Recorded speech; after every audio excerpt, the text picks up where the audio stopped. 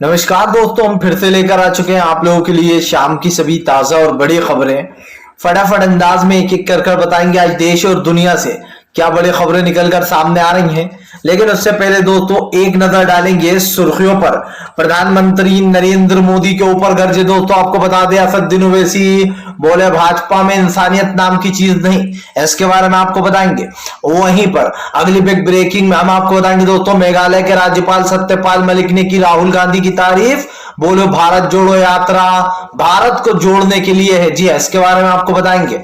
वहीं पर अगली बड़ी खबर में हम आपको बताएंगे दोस्तों, सिद्दीकी कप्पन को दोस्तों जी हाँ बेल मिल गई है। लेकिन बेल मिलने के साथ कप्पन ने क्या बोला है, उनके परिवार ने इसके बारे में बताएंगे। कैसे योगी आदित्यनाथ ने लगभग दोस्तों 2.5 साल से उनको जेल में बंद कर रखा था। वहीं पर अगली बड़ी खबर में हम आपको बताएंगे दोस्तों, राहुल गांधी की टी शर्ट पर आज भी नहीं रुका है घमासान मोदी सरकार की। लोगों ने उड़ाई धज्जियां, बोले ये बताएंगे कि कितने की टी शर्ट है जो 10 लाख का सूट पहनकर घूमते। वहीं पर अगली बड़ी खबर में हम आपको बताएंगे दोस्तों, भारत जोड़ो यात्रा से बौखलाई बीजेपी। राहुल गांधी के साथ जन समर्थन देखकर भाजपाइयों के छूटे पसीने। वहीं पर अगली बड़ी खबर में हम आपको बताएंगे दोस्तों, जी दरअसल आपको बता दें भारतीय जनता पार्टी को लगेगा बड़ा झटका। हैदराबाद में हेमंत विश्वकर्मा का दोस्तों भयंकर विरोध जो है, आपको बता दें माइक के लिए हेमंत विश्वकर्मा के सामने ही लड़ाई शुरू हो गई। वहीं पर अगली बड़ी खबर में हम आपको बताएंगे दोस्तों, ओपी राजभर को तीसरी बार लगा झटका। कई कार्यकर्ताओं ने दिया इस्तीफा। योगी आदित्यनाथ के सुर में सुर मिलाना पड़ रहा है भारी, इसके बारे में भी आपको बताएंगे। वहीं पर दोस्तों असम में भयंकर विरोध हेमंत विश्वकर्मा का, बोले मंदिर नहीं बल्कि लाइब्रेरी बनाओ, इसके बारे में भी आपको बताएंगे। वहीं पर दोस्तों मदरसों के सर्वे पर भड़की मायावती, बताएंगे क्या कुछ बोला है। वहीं पर अगली बड़ी खबर में हम आपको बताएंगे दोस्तों, योगी आदित्यनाथ का भयंकर विरोध। लोगों ने अखिलेश जिंदाबाद के लगाए जमकर नारे। तो सारी खबरें फटाफट अंदाज में देंगे, एक एक कर देंगे। फिलहाल खैर चलिए बढ़ते हैं सबसे पहली और सबसे बड़ी खबर की ओर। दरअसल दोस्तों आपको बता दें, भारत जोड़ो यात्रा से बौखलाई बीजेपी ने राहुल गांधी को की बदनाम करने की कोशिश। आपको बता दें दोस्तों, कल से सोशल मीडिया पर राहुल गांधी की टी शर्ट को लेकर घमासान छिड़ा हुआ है। और ये घमासान इसलिए भी छिड़ा है दोस्तों क्योंकि राहुल गांधी की 41,000 की टी शर्ट को लेकर मोदी सरकार बार बार उनको ट्रोल कर रही है। लेकिन दोस्तों आपको बता दें, उल्टा बीजेपी के पिछवाड़े पर तीर आकर घुस गया है। दरअसल दोस्तों ये दूसरी बार है जब बीजेपी ने उड़ता हुआ तीर अपने पिछवाड़े पर ले डाला है। आपको पता हो इससे पहले भी अभी राहुल गांधी को बदनाम करने की कोशिश की जा रही थी। उनका एक वीडियो ट्रिम कर जब वह आटे को केजी में नहीं लीटर में उनके मुंह से जबान स्लिप हो गई थी और उन्होंने उसी वक्त उसे सही भी कर लिया था, केजी बोल दिया था लीटर की जगह। लेकिन दोस्तों वो वीडियो उसके बाद प्रधानमंत्री नरेंद्र मोदी के कांग्रेस ने जमकर वीडियो वायरल की जिसमें मोदी कह रहे हैं बेटी बचाओ की जगह बेटी पटाओ। जिसके बाद मोदी सरकार को जब ट्रोल किया गया तो बीजेपी का उड़ता हुआ तीर उनके पिछवाड़े पर आ गया था। अब ऐसा फिर से एक बार हुआ है दोस्तों।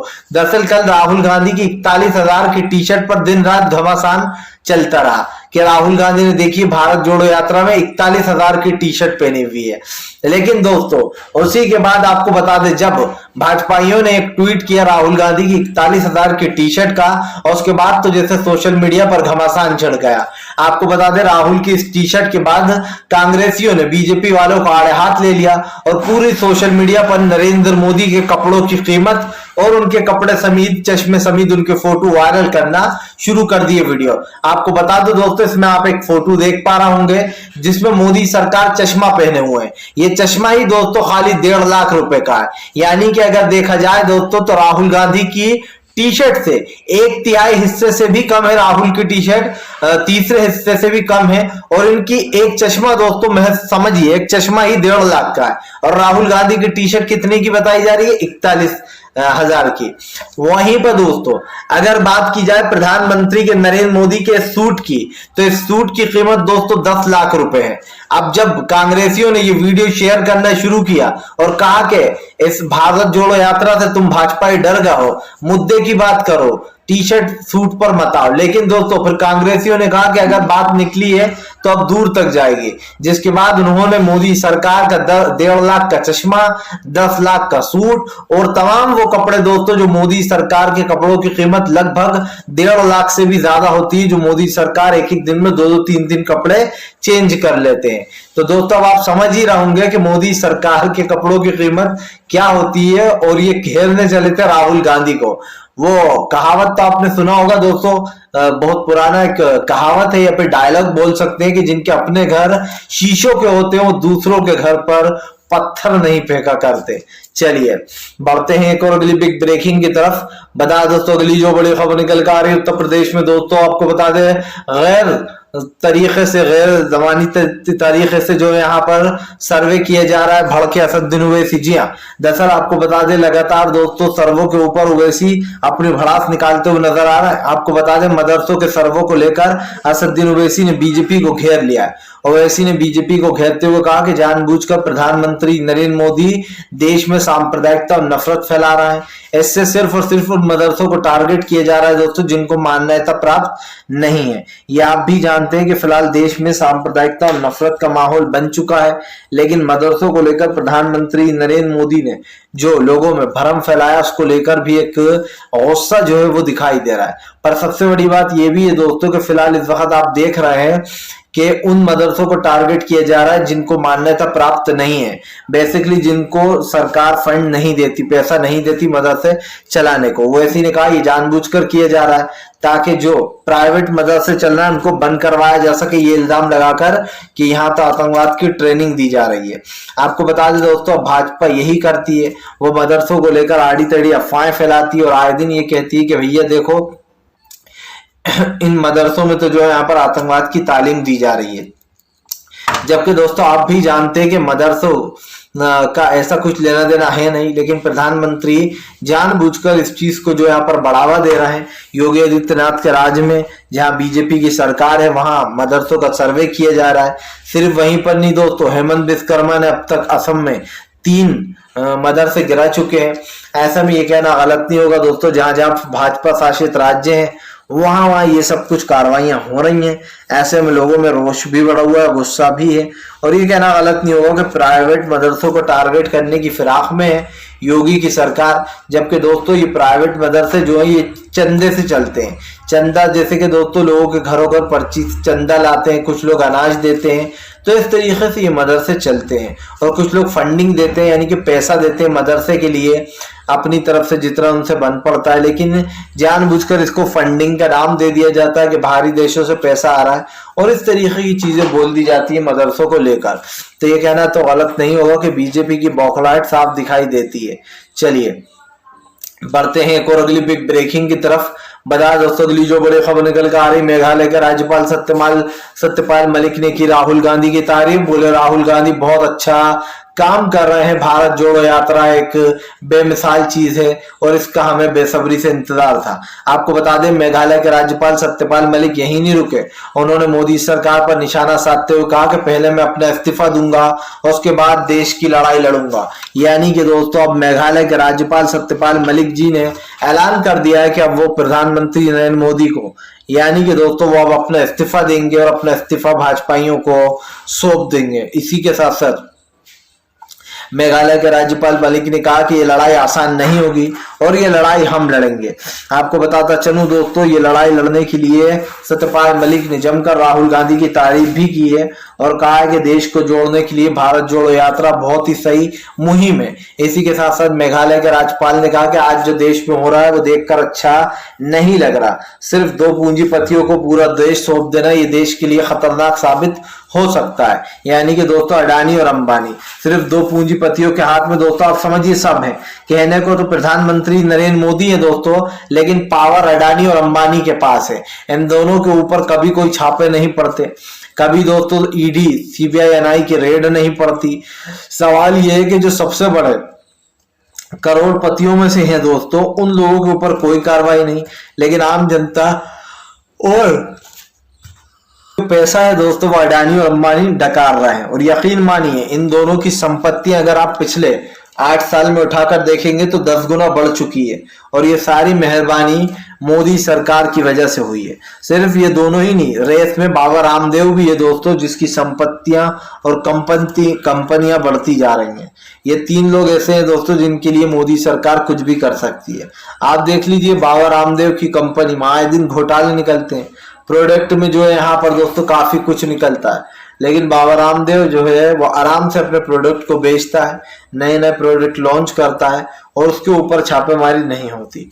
क्योंकि भाई जाहिर सी बात है, जब सैया भाई कोतवाल तो फिर डर काहे का, है ना। ये कहावत बहुत पुरानी है लेकिन है बिल्कुल सही इन लोगों के ऊपर जिन लोगों का मोदी सरकार दोस्तों समर्थन कर रही है, और साफ दिखाई दे रहा है ये समर्थन क्यों किया जा रहा है।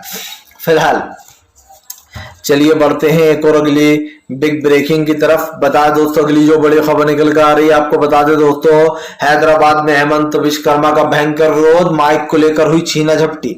दरअसल दोस्तों आपको बता दे हेमंत विश्वकर्मा हैदराबाद पहुंचे थे, जिसके बाद हेमंत विश्वकर्मा का भयंकर विरोध शुरू हो गया। जहां स्टेज पर वो माइक लेने खड़े हुए दोस्तों, उनके सामने एक दूसरे से लड़ पड़े पार्टी के कार्यकर्ता और हेमंत विश्वकर्मा मुर्दाबाद के नारे भी लगने लगे।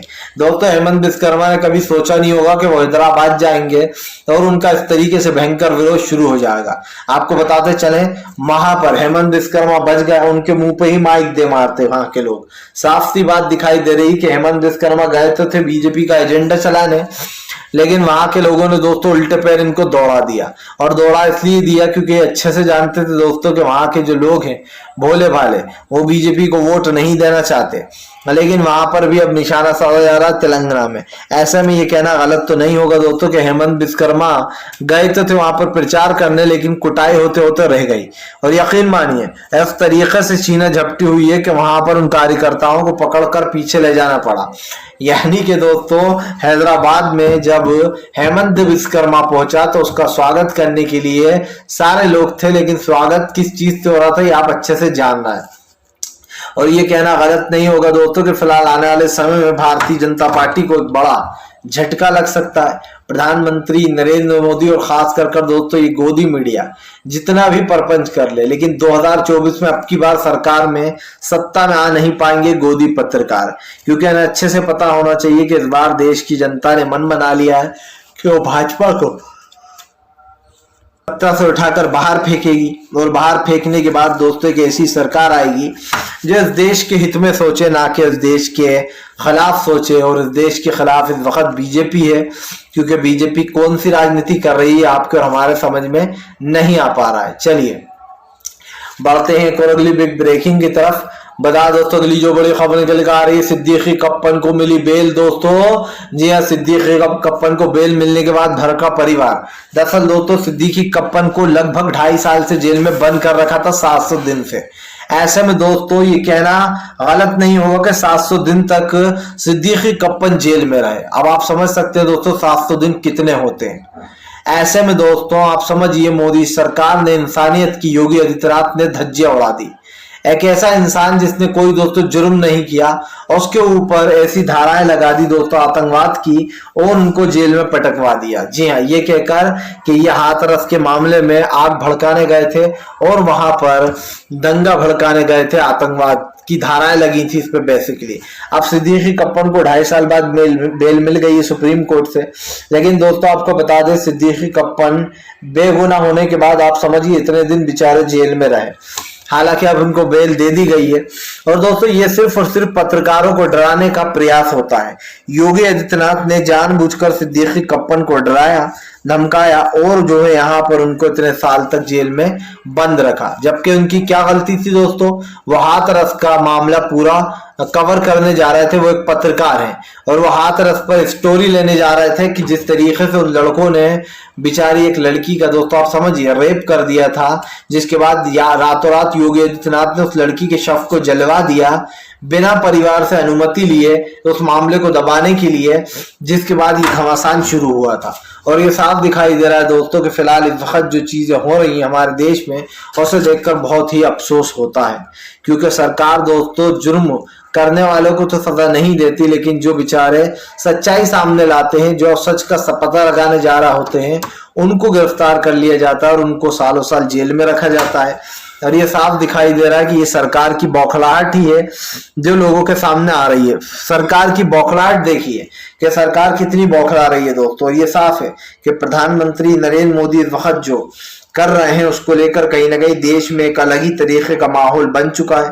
प्रधानमंत्री नरेंद्र मोदी पूरी तरीके से फेल हो चुके हैं और इस देश में दोस्तों सांप्रदायिकता और नफरत जो फैलाई जा रही है ना वो आपके और हमारे सामने है।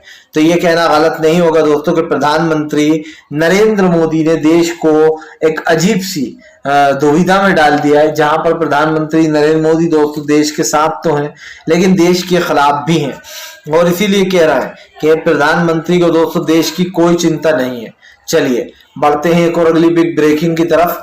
बता दोस्तों अगली जो बड़ी खबर निकल कर आ रही है आपको बता दें, प्रधानमंत्री नरेंद्र मोदी के ऊपर गरजे राहुल गांधी, बोले देश में आज सांप्रदायिकता और नफरत का माहौल है। भाजपा ने देश को बांटने का काम किया है, देश दो हिस्सों में बंट चुका है। आपको बता दें राहुल गांधी ने कहा कि भाजपा ही कहते हैं कि हमने क्या किया है, देश तो एकजुट है। जबकि दोस्तों सब जानते हैं कि भारत में भारतीय जनता पार्टी ने देश के दो टुकड़े कर दिए हैं, एक तरफ हिंदू भाई एक तरफ मुस्लिम भाई। आखिरकार दोस्तों कैसी सरकार है आप समझिए। जब सरकार के ऊपर सवाल उठने लगते हैं तो सरकार उन सवालों से भागने लगती है। और सरकार के ऊपर सवाल इसलिए भी उठ रहा है दोस्तों क्योंकि सरकार एक चीज तो अच्छे से जानती है कि आज जो देश की परिस्थितियां हैं, जो देश में हो रहा है दोस्तों, उसकी जिम्मेदार भारतीय जनता पार्टी है। तो ये कहना गलत नहीं होगा दोस्तों कि आने वाले समय में बीजेपी को एक बड़ा झटका लग सकता है। सबसे बड़ी बात यह है कि हमने कहा है पहले भी कि आने वाले समय में यानी कि 2024 में दोस्तों बीजेपी को वोट शेयर नहीं मिलेगा। इसकी सबसे बड़ी शुरुआत राहुल गांधी ने कर दी है भारत जोड़ो यात्रा से, जिससे बीजेपी बौखला रही है। राहुल गांधी ने कहा कि ये भारत जोड़ो यात्रा भाजपा का अंत का कारण बनेगी। राहुल ने बताया कि दरअसल बीजेपी को भारत जोड़ो यात्रा बिल्कुल पसंद नहीं आ रही है क्योंकि दोस्तों जो लोग देश तोड़ने का काम करते हैं उन्हें देश जोड़ने वाली चीजें बिल्कुल भी अच्छी नहीं लगती। लेकिन बीजेपी एक बात समझ ले कि इस बार भारतीय जनता पार्टी को बड़ा झटका लगेगा और 24 में दोस्तों इनका पूरी तरीके से विदाई की जाएगी। यानी कि अब बीजेपी को एक बड़ा झटका यहां पर लगने वाला है। चलिए बढ़ते हैं एक और अगली बिग ब्रेकिंग की तरफ। बता दोस्तों अगली जो बड़ी खबर निकल कर आ रही है आपको बता दोस्तों, योगी आदित्यनाथ का भयंकर विरोध, लोगों ने लगाया अखिलेश यादव जिंदाबाद के नारे। दरअसल दोस्तों आपको बता दें कल योगी आदित्यनाथ का भयंकर विरोध किया गया और आपको बता दें योगी आदित्यनाथ की रैली निकल रही थी और दोस्तों जब गाड़ियों का उनका काफिला निकला तो लोगों ने योगी आदित्यनाथ का विरोध शुरू कर दिया और योगी आदित्यनाथ मुर्दाबाद और अखिलेश जिंदाबाद के नारे लगाए। आपको बताता चलूं दोस्तों वक्त सरकार का विरोध जिस तरीके से शुरू हुआ उसके बाद ये साबित हो गया कि फिलहाल योगी आदित्यनाथ का उत्तर प्रदेश में भयंकर विरोध चल रहा है। आपको बता दें अखिलेश यादव ने जब से केशव प्रसाद मौर्य को 100 सीट का ऑफर दिया है तब से भाजपा ही और डरे हुए हैं कि कहीं 100 सीट का ऑफर लेकर 100 विधायक उड़ा ना ले जाए मौर्य, वरना दोस्तों बीजेपी की सरकार अपने आप ही गिर जाएगी। और जो है यहाँ पर बिहार में बनेगी एक अलग सरकार जिसके सीएम होंगे केशव प्रसाद मौर्य। यानी कि दोस्तों इस वक्त भाजपाइयों को एक बड़ा झटका लग सकता है, खास कर बीजेपी डरी हुई है कि योगी आदित्यनाथ की कुर्सी गई तो हमारा सब कुछ हिलकर रह जाएगा। क्योंकि भाई इस वक्त तो यही राजनीति सबसे बढ़िया है, लोगों को सामने वाले को सीएम का ऑफर दो और इनकी सरकार गिराओ। फिलहाल उत्तर प्रदेश में देखना होगा कि अब क्या खेल होगा। चलिए बढ़ते हैं एक और अगली बिग ब्रेकिंग की तरफ। बता दोस्तों अगली जो बड़ी खबर निकल कर आ रही है आपको बता दें हेमंत विश्वकर्मा ने बनाई मंदिर तो लोगों ने कहा बनाओ लाइब्रेरी। जी हाँ, जमकर हुआ असम में विरोध। दरअसल दोस्तों असम के सीएम हेमंत विश्वकर्मा का जमकर विरोध किया जा रहा है असम में। मामला है दोस्तों आपको बता दें मंदिर से जुड़ा हुआ। दरअसल हेमंत विश्वकर्मा एक मंदिर बनवा रहा है लेकिन मंदिर के बजाय लाइब्रेरी बनवाओ, ये वहां के छात्रों की जो है यहाँ पर उनसे वो है अपील। लेकिन आपको बता दें हेमंत विश्वकर्मा मंदिर बनवाने में बिजी हैं, जिसके बाद लोगों ने जमकर हंगामा बोल दिया और बोले पढ़ाई के लिए कुछ नहीं लेकिन मंदिर बनाया जा रहा है। फिलहाल दोस्तों अब देखना होगा कि सरकार किस तरफ करवट लेगी। वीडियो अच्छा लगे तो लाइक करें, चैनल पर पहली बार आए सब्सक्राइब करें, पास में एक घंटी आएगी इसको भी दबा दें ताकि हमारे हर वीडियो की जो अपडेट है दोस्तों वो आपको मिल पाए और आप